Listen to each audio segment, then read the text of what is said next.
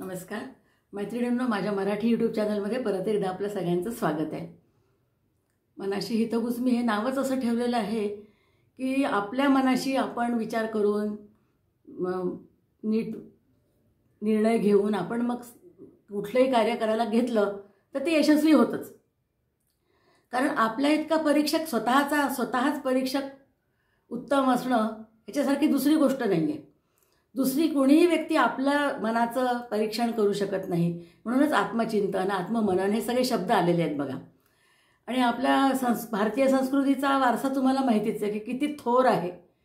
थोर म्हणजे कितीतरी रत्न दिलेले आहेत आपल्या समाजाला भारत देशाने.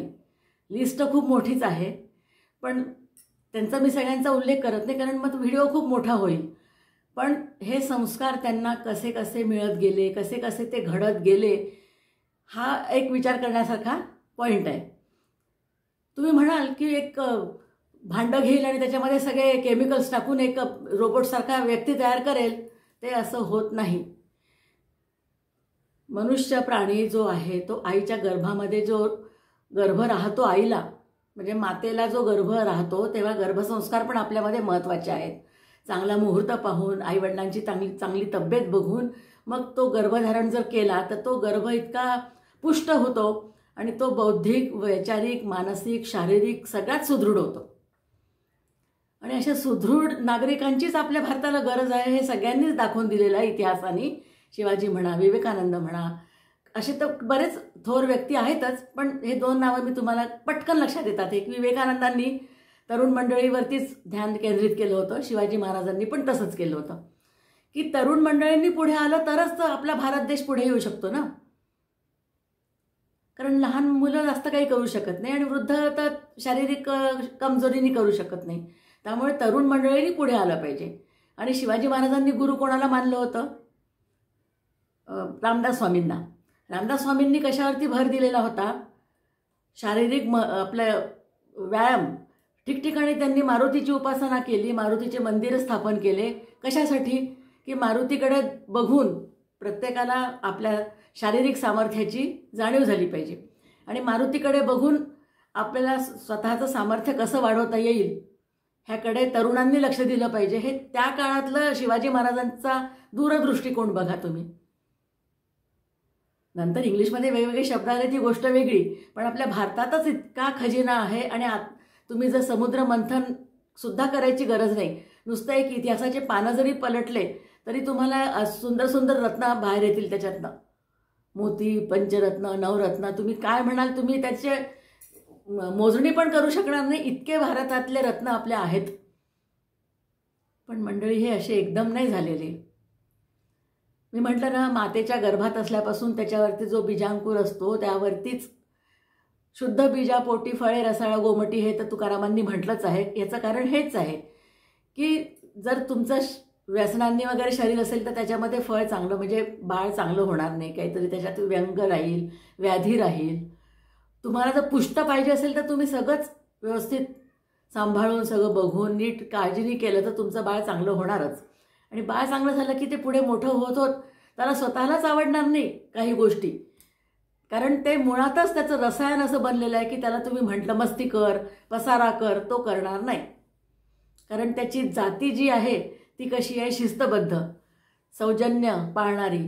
शिस्तबद्ध असल्यामुळे सौजन्यता आपोआप येतच आणि मग समोरच्याचा रिस्पेक्ट करणं येतं. आणि त्यामागे मग व्यासंगाची इतकी त्याला ध्यास असतो, चढाओढ लागलेली असते त्याच्याजवळ की ती व्यक्ती चुपचाप बसूच शकत नाही. कुठेही 5 मिनटं 10 मिनटं बसली की त्यांच्या डोक्यामध्ये नाना विचार चालू राहतात आणि वेगवेगळ्या विचारांची फॅक्टरीच म्हणा तुम्ही त्याला.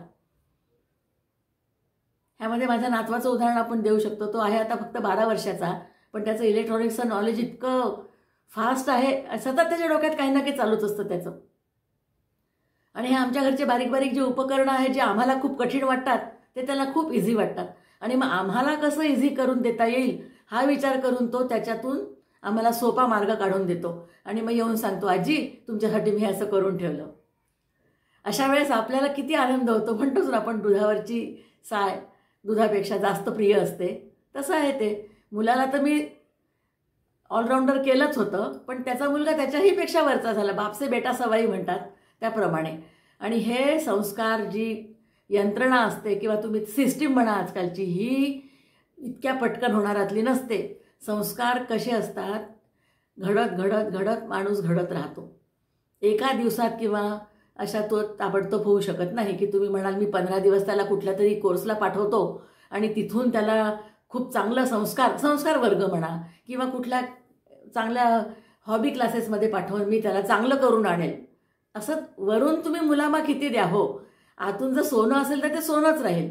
वरून तुम्ही रिअल त्याला मोती द्या, चांदी द्या, पॉलिश करा, काही करा, आतून जे असेल ते काही वर्षांनी बरोबर आपोआप म्हणतात ना पितळ उघडं पडतं. जर चांगलं पॉलिश असेल तर थोडे दिवस टिकेल, पण जर मामूली मुलामा असेल त्याच्यावरचा तर ते पितळ उघडंच पडेल आणि सोनं खरं आणि पितळ हे तुम्हाला ताबडतोब लक्षात येईल. म्हणून खोट्याच्या मागे धावू नये. समाजाने म्हणा कोणीही नीट विचार करून समोरच्यावर किती विश्वास ठेवायचा. आजकाल समाजामध्ये पदोपदी क्षणोक्षणी तुम्हाला फसवणारे लोक भेटतील, पण त्यांच्यावर किती विश्वास ठेवायचा हे आपण ठरवायचं. कारण आपला ते बरोबर आपली माहिती काढून आपल्याला काय, आपला वीक पॉईंट काय आहे हे सगळं बघून ते लोक आपल्याशी कॉन्टॅक्ट करायचा प्रयत्न करतात.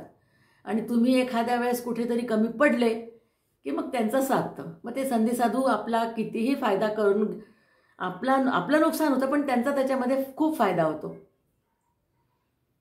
म्हणूनच उत्तम संस्कार अगदी अत्यावश्यक आहेत आणि मग त्यानेच आपला समाज सुदृढ होऊ शकतो. त्यासाठी बऱ्याच सामाजिक संस्था चांगली कामं करतातच आहेत आणि मुलींना तर त्यामध्ये पुढे यायलाच पाहिजे. कारण आजकाल मुलींचं जीवन खूप धोक्यात गेलेलं आहे. कुठेही घराच्या बाहेर पडली, कुठल्याही वयाची स्त्री असो, स्त्रीला निर्भीडपणे रस्त्याने चालता येईल की नाही किंवा बसमध्ये, रेल्वेमध्ये, कारमध्ये, एरोप्लेनमध्ये कुठेही एकटी ती प्रवास करू शकली पाहिजे निर्भयपणे.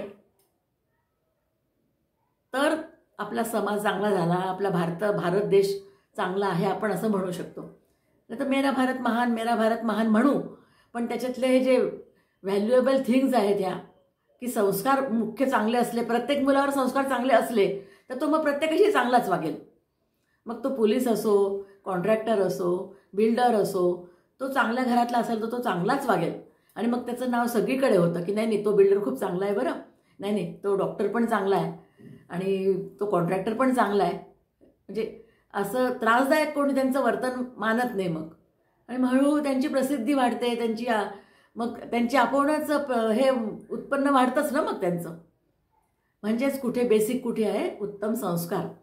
आणि ही प्रोसेस लहानपणापासून तरुणपणापर्यंत चालूच राहते. पण नंतरसुद्धा आपण वयानुसार पण आपल्याला वेगवेगळे संस्कार आणि वेगवेगळे विचार व्यक्त करायचे किंवा लोकांना सांगायची संधी मिळतेच. कारण आपली जडणघडण मजबूत झालेली असली तर आपण लोकांना बोलू शकतो ना. तर मग लोकांसांगे ब्रह्मज्ञान आणि आतून स्वतः कोरडे पाषाण असं नाही पाहिजे. मग तुम्हाला व्यक्ती दुसरा प्रतिप्रश्न विचारू शकतो ना की नाही तुम्ही आम्हाला सांगितलं असं वागा, पण तुम्ही तसं वागता का? हो, आपल्यामध्ये ती सत्यता पाहिजे. म्हणजेच काय आहे, चांगले संस्कार असले की मग सत्यता येते, अभ्यासू वृत्ती येते, मदत करायची वृत्ती येते, सौजन्य वृत्ती येते. मग सौजन्य सप्ताह वगैरे पाळायचं कामच पडत नाही. अख्खं आयुष्यच आपल्या सौजन्यामध्ये जातं.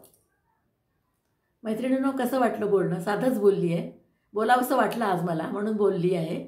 आवडलं असेल तर लाईक करा, सबस्क्राईब करा. नमस्कार.